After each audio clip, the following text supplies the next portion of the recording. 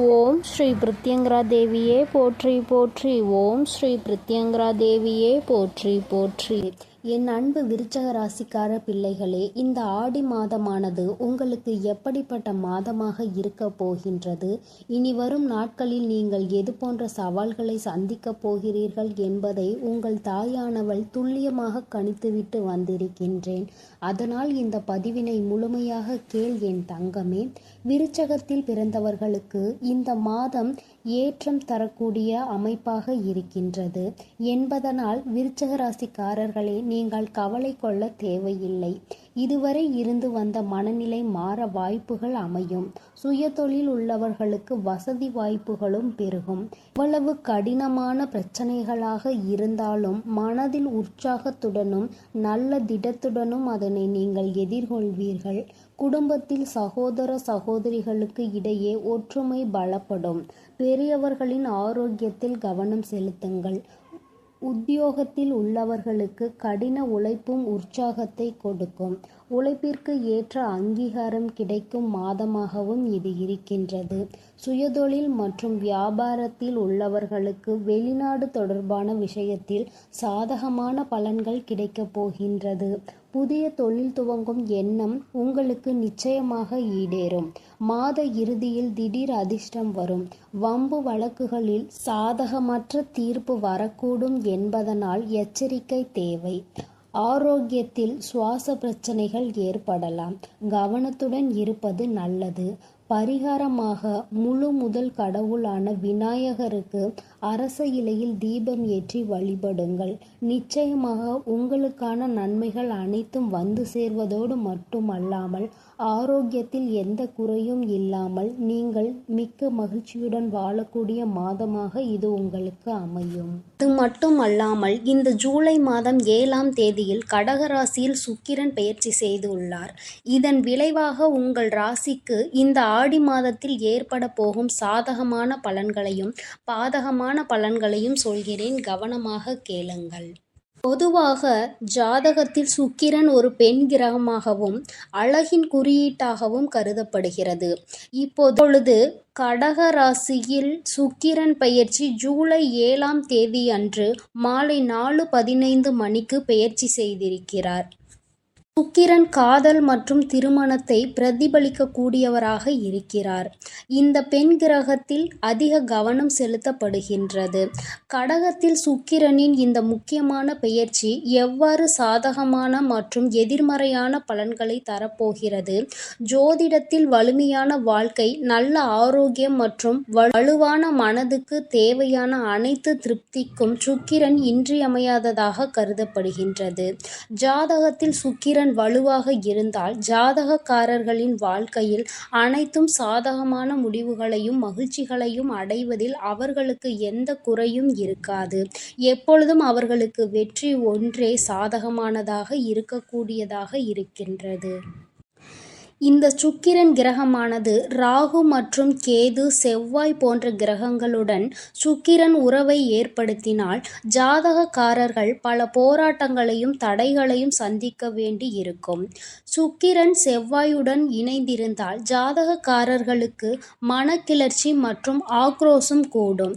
இந்த கிரக பெயர்ச்சியின் போது சுக்கிரன் ராகு கேது போன்ற அசுப கிரகங்களுடன் இணைந்திருந்தால் ஜாதகருக்கு தோல் தொடர்பான பிரச்சனை, நல்ல தூக்கமின்மை மற்றும் அதிக வீக்கம் ஏற்படலாம்.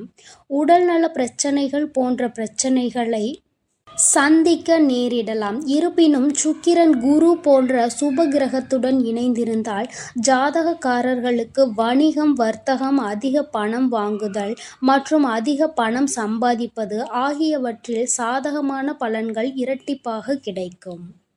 இதுவே சுக்கிரனின் பொதுவான பலன்களாக இருக்கின்றது.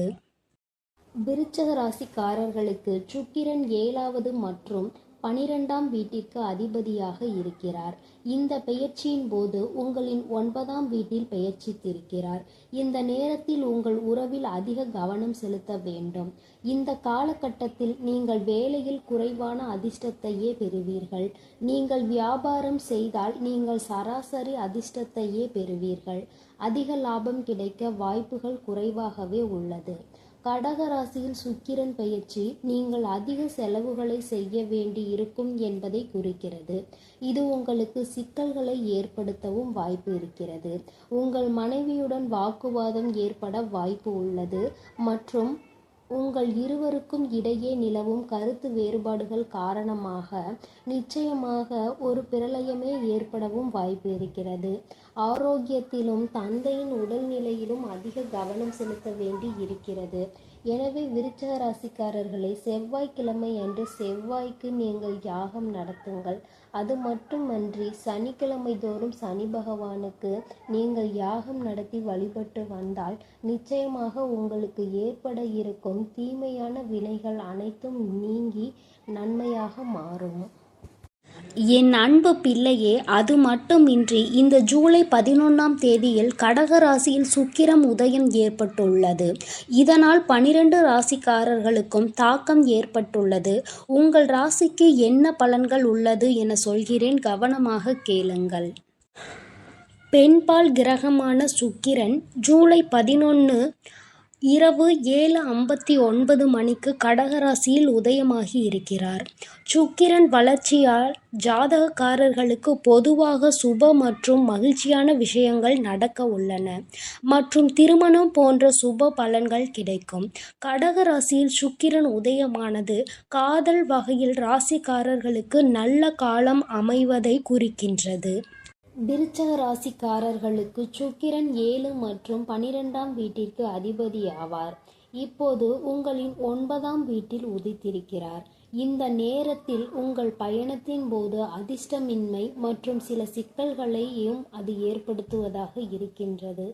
உத்தியோகத்தில் சக ஊழியர்களிடமிருந்து பிரச்சனைகள் மற்றும் திருப்தியின்மை ஆகியவற்றை நீங்கள் சந்திக்க வேண்டியும் இருக்கும். வியாபாரத்தில் தொழிலில் சிறப்பாக செயல்படுவீர்கள். ஆனால் பொது வியாபாரத்தில் அதிக லாபம் கிடைக்காது. இந்த நேரத்தில் நீங்கள் உங்கள் தந்தைக்காக பணத்தை செலவழிக்க வேண்டியும் இருக்கும். இது உங்களை தொந்தரவு செய்வதாக நீங்கள் கருதலாம். உங்கள் வாழ்க்கை துணையுடன் சில ஈகோ தொடர்பான பிரச்சனைகள் ஏற்படலாம். இதனால் உங்கள் மன நிம்மதியும் குறைய வாய்ப்பு அதிகம் இருக்கிறது. உங்கள் தந்தையின் ஆரோக்கியத்திற்காக நீங்கள் அதிக பணம் செலவழிக்க வேண்டி அதிகம் இருக்கின்றது. இது உங்கள் வாழ்க்கையில் மன அழுத்தத்தை அதிகரிக்கக்கூடியதாகவும் தோன்றுகிறது. விருச்சிக ராசிக்காரர்களே, சனிக்கிழமை அன்று சனி பகவானுக்கு யாகம் நடத்தவும். இதன் மூலமாக உங்களுக்கு ஏற்பட இருக்கும் பல நன்மைகள் அனைத்தும் உங்களையே வந்தடையும்.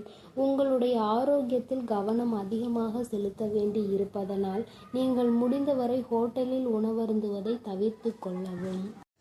என் அன்பு பிள்ளைகளே, இந்த ஆடி மாதமானது உங்களுக்கு எப்படி இருக்கும் என்பதையும் ஏற்பட்டிருக்கும் பெயர்ச்சிகளின் காரணமாக இந்த ஆடி மாதம் முழுவதும் உங்களுக்கான நல்ல பலன்களையும் உங்களுக்கான தீய விளைவுகளையும் உங்கள் தாயானவள் விரிவாக சொல்லி இருக்கிறேன்.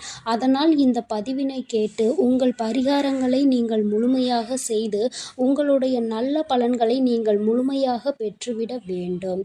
இனி எல்லாம் நல்லதாக மட்டுமே நடக்கும். ஓம் ஸ்ரீ பிருத்யங்கரா தேவியே போற்றி போற்றி. ஓம் ஸ்ரீ பிருத்யங்கரா தேவியே போற்றி போற்றி.